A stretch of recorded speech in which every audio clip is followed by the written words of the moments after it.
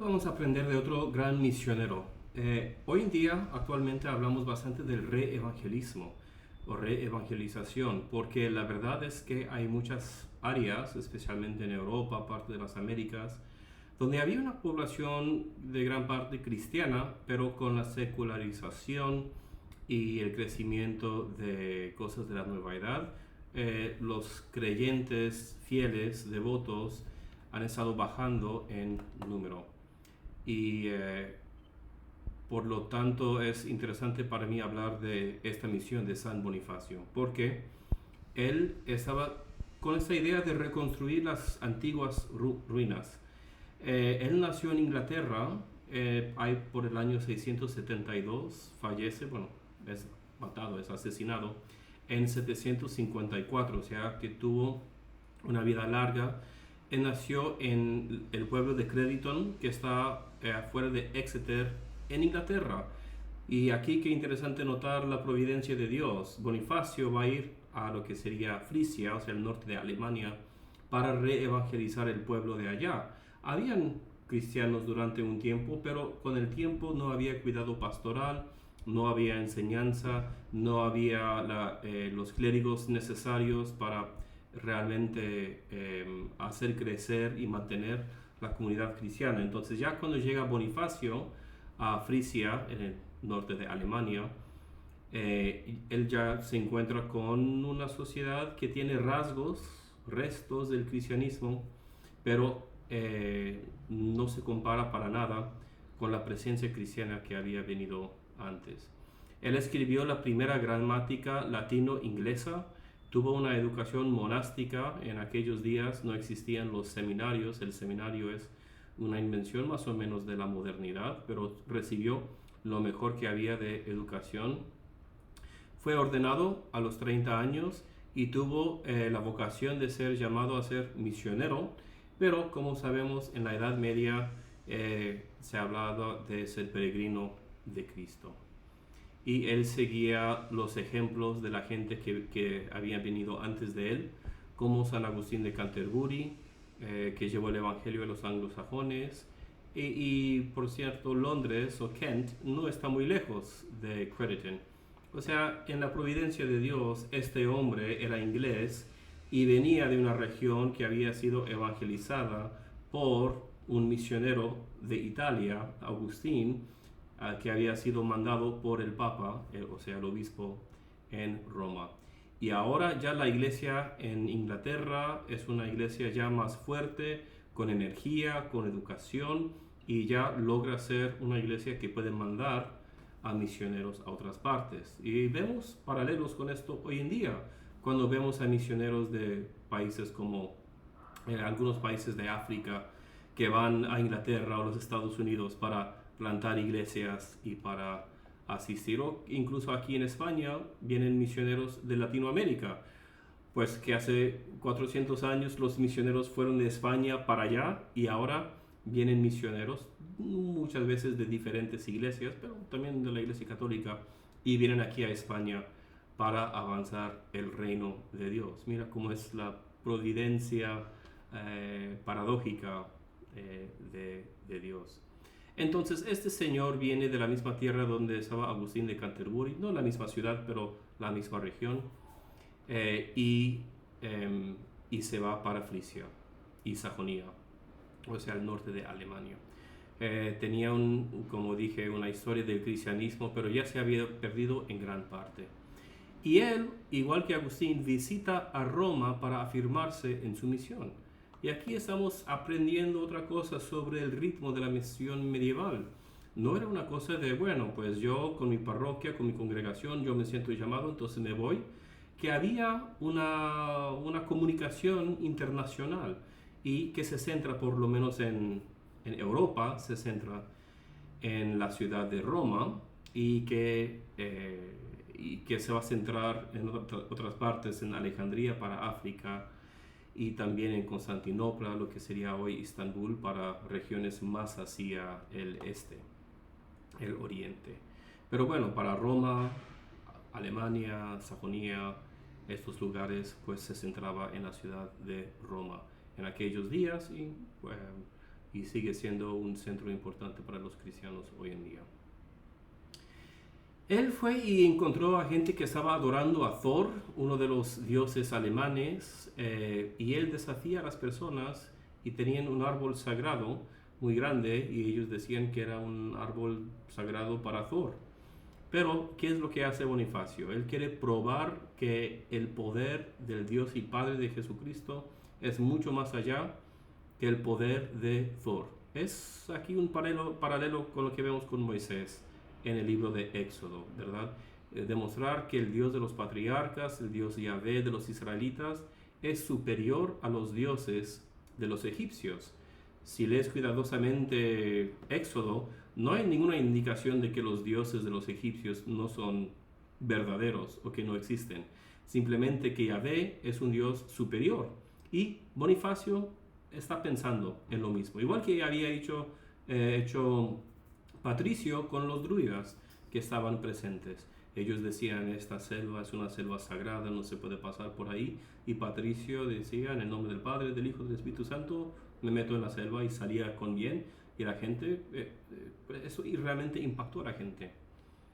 Entonces Bonifacio está siguiendo en esta tradición, pero hace una cosa súper dramática y corta y derrumbe este árbol sagrado, y después de eso usa la mitad de la madera para construir una iglesia cristiana, la iglesia de San Pedro. Entonces, bastante impresionante el valor, la valentía que tenía este hombre. Él estaba tratando de modelar su ministerio después de comenzar esta comunidad cristiana, o realmente refundar esta comunidad cristiana. Estaba tratando de modelar su ministerio en el libro de Hechos, que sigue siendo una influencia importante para nosotros hoy. O sea, un balance entre enseñanza y partir pan. Él vivía en el mundo, pero no era del mundo. Y después del monasterio, una catedral, y luego llamó a varios clérigos. Otra cosa que encontramos como Patricio, como Agustín, Bonifacio no salió a hacer la obra solo, ¿ok? Y aquí tenemos rasgos, ¿verdad? De que Jesús mandó a sus misioneros 2 en 2, o sea, de salir a ser misionero solito, ni en la historia ni en la Biblia es, no voy a decir que es prohibido, pero que no es sano, no es saludable, no es buena idea. Hay que trabajar en comunidad siempre. Y quiero mencionar algo muy importante al margen que va a afectarnos y que vamos a ver más hacia adelante sobre el Islam. Contemporáneo con la vida de San Bonifacio tenemos una batalla de Tours, ganada por Carlos Martel, que era patrocinador de Bonifacio. Y Carlos, él derrota a los ejércitos musulmanes, y si no hubiera sido, los musulmanes hubieran entrado a Francia desde Iberia. O sea, ellos ya tenían gran partes de Iberia en aquellos años. O sea, la entrada a Iberia de los musulmanes en el año 711, entonces ya estamos hablando de 21 años después. Pero si no hubiera sido por eso, por la victoria militar de Carlos Martel, Martel es latín, significa martillo, de Carlos el Martillo, pues muy probablemente quizás nosotros todos seríamos hoy musulmanes, porque ya Francia y después Italia, Alemania, todos hubieran sido islamizados. Entonces esto está llevando más o menos al mismo tiempo. Entonces se detiene la expansión del Islam en Europa. Y después tenemos también el florecimiento de la Iglesia de Oriente en China. O sea, estamos hablando de 645, 845. Ya tenemos misioneros que han llegado por el camino de la seda hasta China, hasta la ciudad de Xi'an. Entonces, al mismo tiempo que Bonifacio está reevangelizando Frisia y Sajonia, tenemos misioneros cristianos que han llegado hasta lo que hoy es China, la ciudad de Xi'an. Entonces, para que veamos que todo esto está llevando, entonces mucha gente piensa, bueno, la Edad Media no está pasando nada. No, hay un montón de cosas que están pasando aquí con el Islam, con misión en Asia y también esta reevangelización que está haciendo Bonifacio con sus compañeros. Bueno, pues ¿cuáles son las lecciones? Pues ya he mencionado algunas de las lecciones que podemos nosotros aprender, pero aquí les doy una lista. Primero, que hay que trabajar en equipo, ya lo dije. También hay que hacer la pregunta, ¿qué significa comenzar una comunidad antes de una iglesia? Porque Bonifacio, antes de construir la iglesia de San Pedro, tiene un monasterio, o sea, un grupo de oración, de devoción, pero también de preparar comida, de vivir en comunidad. ¿Qué significaría para ti, en tu contexto, tener esta comunidad de creencia antes de fundar o comenzar lo que es la iglesia? ¿Qué es lo que ciertamente hizo Bonifacio? Para Bonifacio también hubo un tiempo para una confrontación clara cuando él ya se siente llamado por Dios a cortar este árbol sagrado. Hay que reutilizar lo antiguo, pero claramente centrado en Cristo. A la vez, Bonifacio tiene ideas nuevas, está haciendo cosas nuevas, pero también en continuación con lo que habían hecho los peregrinos de Cristo, o sea, misioneros anteriores, e incluso adentro de la Biblia.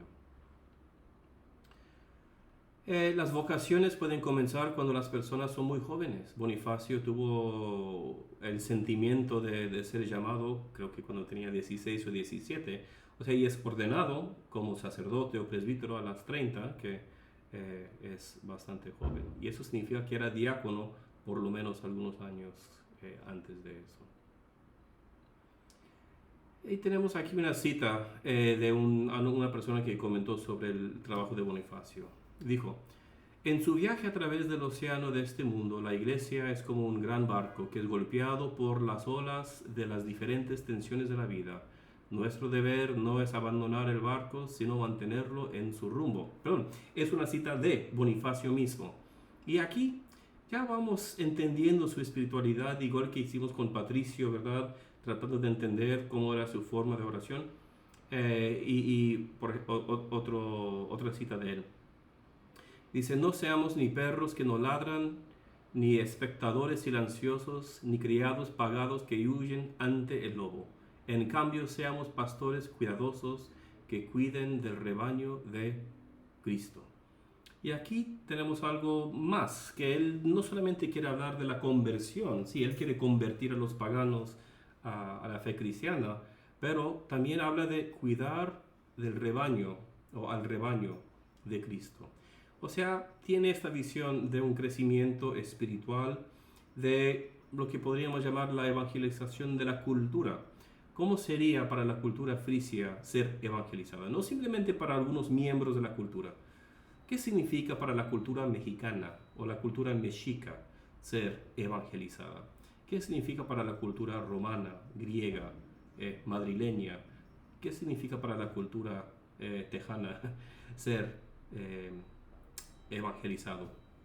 Y está pensando en una cosa más amplia que solamente la conversión de aquí, Panchito o Paquito ahí. Bueno, no son nombres muy alemanes, pero bueno, ustedes saben de qué estoy hablando. Y finalmente, mantén lazos estrechos con tu iglesia de envío. También tienes un ministerio para ellos, y es lo que vemos aquí con Bonifacio, igual que Agustín de Canterbury, que seguían en contacto con el Papa en Roma. Era una persona que tenía muchos recursos. En aquellos días no habían agencias misioneras como hoy, entonces hablaban simplemente con el clérigo más importante de Roma, que era el obispo de la ciudad de Roma, y bueno, y por lo general de Europa.